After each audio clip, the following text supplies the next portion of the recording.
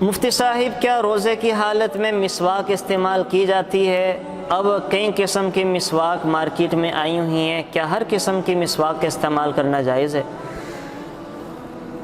جی بالکل، روزے کی حالت میں ہر قسم کی مسواک استعمال کی جاتی ہے، وہ خشک ہو یا تر ہو، وہ زیتون کی ہے یا کسی اور درخت کی مسواک ہے، ہر قسم کی مسواک روزے کی حالت میں استعمال کرنا جائز ہی نہیں بلکہ مسنون ہے۔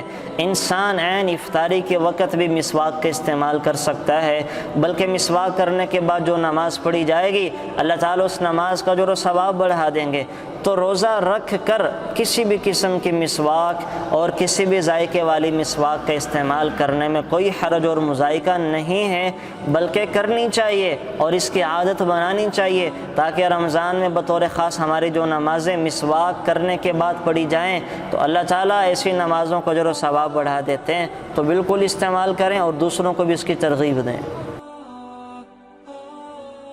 Thanks for watching. Please subscribe, like, share Mufti Sufyan.